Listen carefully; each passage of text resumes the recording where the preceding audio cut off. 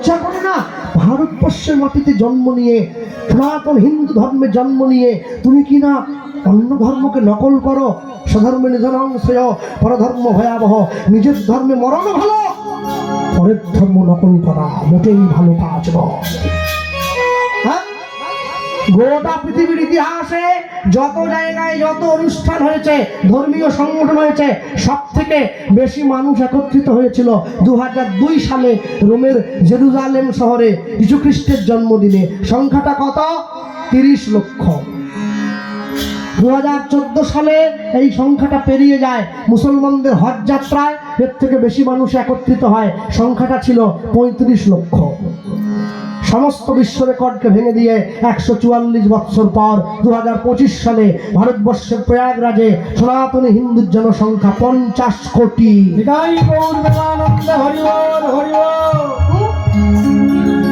মানুষে লাভ দেয় বলে আমরা মানিনি। মানিনি কি রে? গোটা ভারতবর্ষ গোটা বিশ্বকে পথ দেখাচ্ছে, এটা বলে আমরা মানি না। হ্যাঁ, আমি যেন কাকে একটা টিভিতে বলতে শুনছিলাম, সে বলে ও তো মহাকুম্ভ নয়, ও তো মৃত্যু কুম্ভ। শুনছিলাম বলতে, না ভালো বলেছে কথাটা। কোথায়? 2014 সালে মুসলমানদের হজ যাত্রায় 1200 লোক মারা গেছে। একবার বলুন তো, মরণ হজ গদি থাকবে নি, উল্টে দিবে। হিন্দুরা নির্দয়, হিন্দুরা নির্লোভ বলে যা মনে আসে তাই বলে যাওয়া যায়। আমি এখনো বলবো, শক্ত হয়ে যাও, হাতে হাত দাও। ব্রাহ্মণ, ক্ষত্রিয়, বৈশ্য, শূদ্র, হাড়ি, মুচি, মেথর, দম, তেলি, কামার, চামা, এক হাত হয়ে বাঁচবে, একসঙ্গে বাঁচবে। একজন বিপদে পড়লে সকলে ঝাঁপ দিয়ে পড়বে, তবেই তো হিন্দুত্ব রক্ষা হবে। না হলে কি করে রক্ষা হবে? হ্যাঁ, কি করে হবে? মনে রাখবেন সব সময়ের জন্যে, আপনারে লয়ে বিব্রত রহিতে আসে নাই কেহ অবনী পরে, সকলের তরে সকলে আমরা, প্রত্যেকে আমরা পরের তরে। আমি নিজে ভালো থাকবো, নিজে ভালো খাবো, এই জন্য পৃথিবীতে আসিনি। আমার জন্য যেন কারো দুঃখ না হয়, এই জন্য আমি এসেছি। সুদামা রানীমার ভয়কে উপেক্ষা করে হরিনাম গাইছে আপন মনে ঘরের মধ্যে বসে। হ্যাঁ, আর এইদিকে কংসের অনুচররা এসে সুদামাকে ধরে নিয়ে চলে গেছে। রানীমা বলছে, সুদামা ওই যে বলেছিলাম এই রাজ্যে কৃষ্ণ নাম করবেন। সুদামা বলে, রানীমা আমি নাম ছেড়ে দিলেও নাম আমায় ছাড়ে না, নাম আমায় ছাড়ে না। হ্যাঁ, যদি আপনার দরকার পড়ে আপনি আমার প্রাণটা নিয়ে আর জীবন চলে যাক। খণ্ড খণ্ড কর যদি যায় মোর প্রাণ, যায় মোর প্রাণ, তথাপি না ছাড়িব বদনে মধুমাখা কৃষ্ণ, মধুমাখা কৃষ্ণ।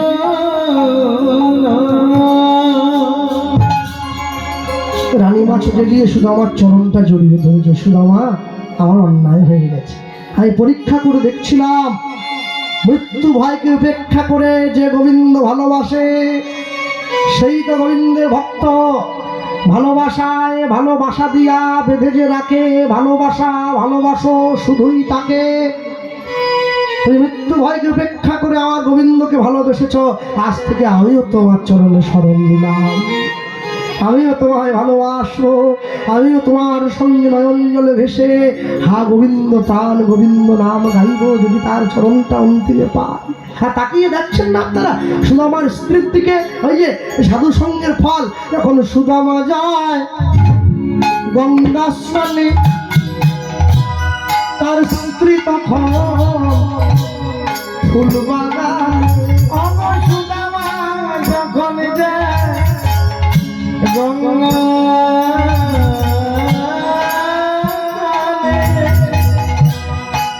তার স্ত্রী তখন ফুল বাগানে। সুদামা গোবিন্দ সেবায় বসে,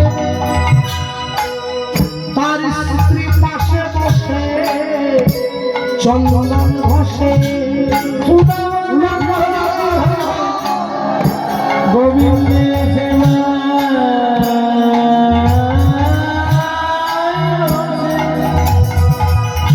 তার স্ত্রী পাশে বসে চন্দন বসে সুদামা যখন গোবিন্দের নাম করে তার স্ত্রী নয়ন জলে বদন ঝুরে সুদামা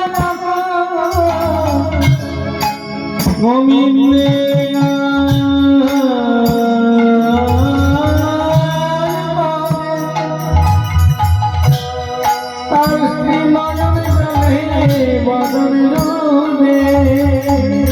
যে যুগল ভজন রে যুগল ভজন রে ও যে যুগল ভাই ভাই ওই না যুগল ভজন রে ও যে যুগল হয় ভাই যুগল ভজন রে এই যে যুগল এবার যুগল সারা ক্ষতি নাই যুগল সারা ক্ষতি নাই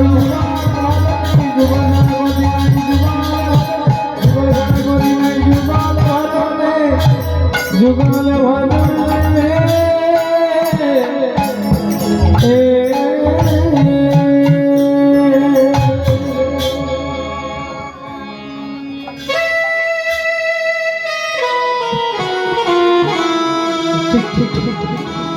ভগবানকে সেবা দেয় আপন মনে একসঙ্গে বসে একই আসনে বসে সুদামা ভগবানকে আর তার স্ত্রীকে সাথে ভক্তমণ্ডলী ভক্তিমতী যারা সনাতন ধর্মকে নিন্দা করে যারা অপমান করে তারা ধর্মের মানে বোঝে না যদি বুঝতো তারা অপমান করতো না শুনো কারোর উপরে আমার কোনো রাগ নেই কারো দুঃখ নেই কিন্তু দুঃখ কেন জানেন রাগ কেন জানেন হ্যাঁ আমি বিশ্ব হিন্দু মহাজোট পরিষদের সদস্য আমি জানি হিন্দুদের অবস্থা কি দুর্দশাগ্রস্ত আস্তে আস্তে করে এই জাতিটা লুপ্ত হয়ে যেতে বসেছে হারিয়ে যেতে বসেছে যারা কীর্তন শুনতে যায় মানুষ আমাকে লোকে বলে দাদা আপনি এলে 2000 লোক হয় দীনকৃষ্ণ ঠাকুর এলে কেন 5000 হয় আপনার তো হয়নি আমি বললাম ঠিকই বলেছ আচ্ছা মদের দোকানে ভিড় বেশি দুধের দোকানে ভিড় বেশি বলে মদ দোকান ওটা মদ দোকান সব সময় ভিড় হবে ও ভগবানকে সাক্ষী করে ভগবানের তৈরি করা মঞ্চে দাঁড়িয়ে ভগবানকে নিন্দে করে টাকা নিয়ে চলে যায় আর একদল মূর্খ ছেলে মেয়ে সেই টাকাটা গুনে দিয়ে হাত তালে দারুণ হচ্ছে ওর কিছু চালাচামুন্ডা আমাকে ফোন করেছিল বলে দাদা আপনি কেন আমাদেরকে এরকম করে বলেন আমি বলবো না ভরা হরিসভায় দাঁড়িয়ে ভরা বাসনে দাঁড়িয়ে যারা মা দুর্গার ব্লাউজের মাপ জানতে চায় আমার পাড়ায় হলে আমি জুতো দিয়ে পিটুতাম অন্য জায়গায় বলেছে বলে কিছু বলিনি হ্যাঁ কোনো কিছুর বিনিময়ে সব কিছুর জন্য সত্যের জন্য সবকিছুকে ত্যাগ করা যায় কোনো কিছুর বিনিময়ে সত্যকে ত্যাগ করা যাবে না আমাকে ফোন করে বলছে তুমি যে বলছো তুলসী মালা পড়ার কথা ভগবান যে আমাদের জন্ম দিয়েছিল মালা পরিয়ে দিয়েছিল কি আমি বললাম না দেয়নি মালা যদি দরকারি ছিল ঠাকুর তো মালা পরিয়েই জন্ম দিত দরকার নেই ওজন্য পড়ায়নি আমি করিনি তুমি পড়বেনি তুমি আসরে গিয়ে সবাইকে খুলি দাও আমি বললাম আমি কালকে নয় এক্ষুনি খুলবো আপনাকে ভিডিও কল করতেছি তার আগে আপনাকে আমার একটা সমস্যার সমাধান করুন বলে কি ভগবান যখন জন্ম দিয়েছিল আমাদের কাপড় পরিয়ে দিয়েছিল কি বলে না তাহলে ভগবান যদি প্রয়োজন মনে করতো কাপড় পরতে হবে কাপড় পরিয়েই দিত প্রয়োজন মনে করেনি তাই পরায়নি আপনি খুলুন বাড়ির লোকদের খোলান ভিডিও কলে আমাকে দেখান আমি খুলে ফেলবো আমার বাড়ির লোক খুলে ফেলবে কাপড় খুলেই কালকে কীর্তন করতে যাবো বলে না সেটা হয় নাকি কেন হবে না বলে তুলসী মালার সঙ্গে কাপড়ের সম্পর্ক বলে আপনি জেনে আনেন হ্যাঁ যুক্তি দিয়ে ভগবান খুঁজতেছে এ কোনো কথা বলে কেন বলে শোনো কাপড় পরা হয় লজ্জা ঢাকা দেওয়ার জন্য। আমি বলি তুলসীর মালা পরা হয় সনাতন সংস্কৃতিকে রক্ষা করবার। নিতাই গৌর প্রেমানন্দ হরি বল হরি বল। আকাশের শোভা চাঁদ, চাঁদের শোভা তারা, বৃন্দাবনে কৃষ্ণ শোভা, নদীয়ার শোভা ঘোড়া, গ্রামের শোভা বাড়ি আর রাস্তার শোভা গাড়ি, মুসলমানের শোভা তার বড় বড় দাড়ি। এত বড়। বাঙালি হিন্দুরা সংসারে পড়ে ভোগ করে কত জ্বালা, তবু তারা গলায় দেয় না দুপে তুলসীর মালা। মালা পরবেন সকলে, কেউ যেন বাদ না যায়। সবাই বলে হ্যাঁ না, এসব বাজে কথা বাদ দাও, সব পড়বে। যা খুশি, যা মন চায় খাবে, যা মন চায় চলবে, মালা পরবে। যারা আমিষ খায় মালাটা কণ্ঠের থেকে নামিয়ে পড়বে, যারা নিরামিষ খায় কণ্ঠের সঙ্গে লাগিয়ে পড়বেন। কেন পড়তে বলছি জানেন? লাইনে দাঁড়ান তবে তো ডাক পাবে। আর কে মিথ্যে কথা বলতে পারবে না, কোথায় লেখা আছে?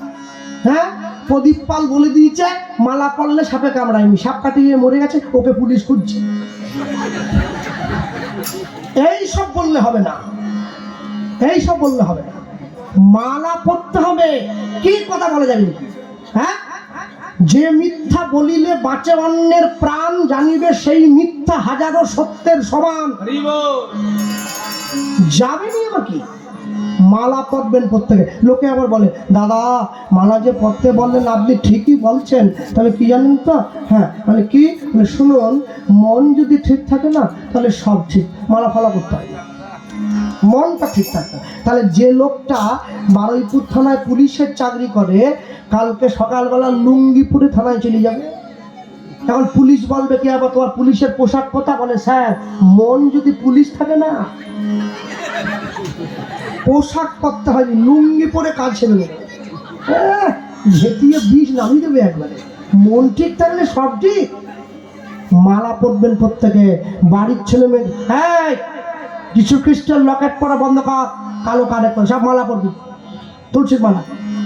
কেউ যেন বাদ না যায়। যদি হিন্দু হয়ে থাকো, ভালো লাগুক আর না লাগুক রোজ খাবে তিতা, ইচ্ছে করুক আর না করুক রোজ পড়বেন গীতা।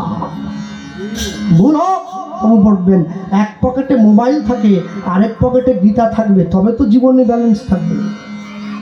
সপ্তাহে একদিন করে বাড়ির লোকেরা মাছ মাংস খাচ্ছে, পরের সপ্তাহে ওই দিনটায় মঠে গিয়ে প্রসাদ পান, তবে তো জীবনে ব্যালেন্স থাকবে।